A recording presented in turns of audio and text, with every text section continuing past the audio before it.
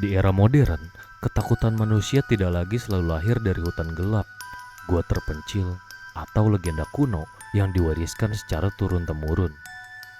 Ketakutan hari ini sering muncul dari sesuatu yang justru sangat dekat dengan kehidupan sehari-hari, yaitu dari teknologi, dari suara, dari sinyal peringatan yang seharusnya melindungi, tetapi terkadang justru menimbulkan kepanikan.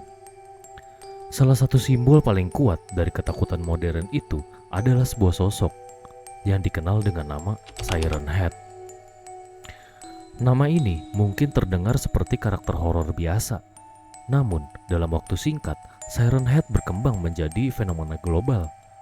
Ia muncul di video amatir, cerita internet, game, dan diskusi teori konspirasi. Bukan karena ia memiliki sejarah ribuan tahun, melainkan karena ia menyentuh sesuatu yang sangat relevan dengan manusia masa kini.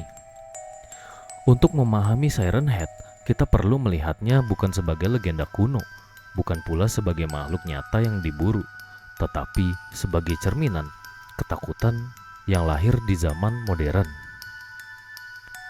Siren Head pertama kali diperkenalkan ke publik melalui karya seni digital seorang ilustrator horor bernama Trevor Henderson. Henderson dikenal dengan gaya khasnya, yaitu menempatkan makhluk-makhluk aneh ke dalam foto di dunia nyata, menciptakan ilusi seolah-olah makhluk tersebut benar-benar tertangkap kamera. Dalam lore aslinya, Siren Head bukan bagian dari mitologi lama, bukan makhluk yang disembah, dan bukan entitas spiritual tradisional. Ia adalah ciptaan fiksi modern, namun fiksi ini sengaja dibuat dengan pendekatan yang sangat realistis.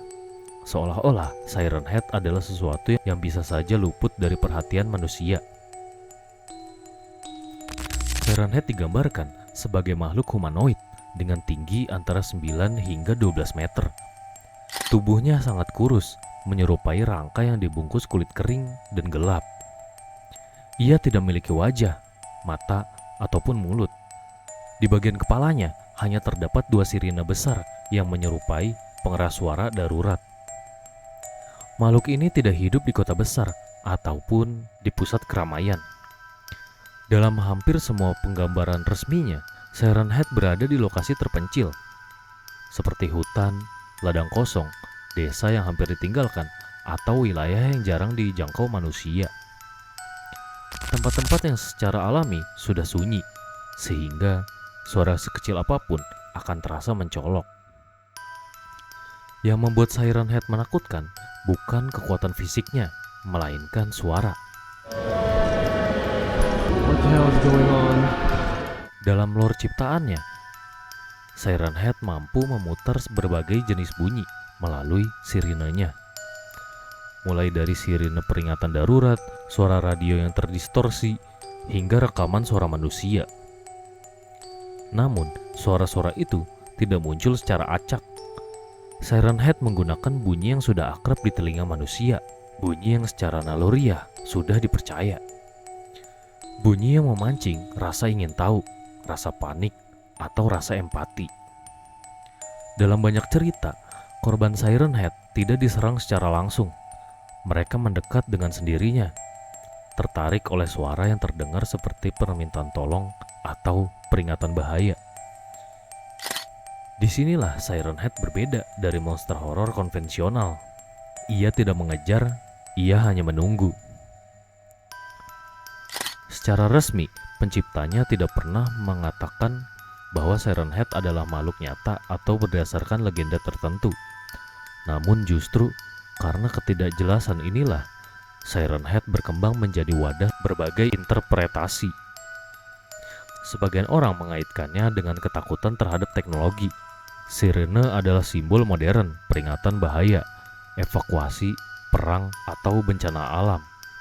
Ketika simbol itu dipisahkan dari konteksnya dan ditempatkan di tubuh makhluk hidup, ia berubah menjadi sesuatu yang mengganggu secara psikologis.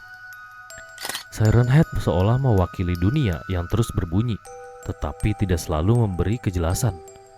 Alarm yang tidak kita pahami dan peringatan yang datang tanpa solusi. Ada pula yang melihat Siren Head sebagai metafora kegagalan komunikasi. suara yang keras tetapi tanpa pesan yang jelas, sinyal yang kuat tetapi tidak membawa keselamatan. Dalam dunia modern, manusia dibombardir oleh suara setiap hari, notifikasi, sirine, berita darurat, dan peringatan visual.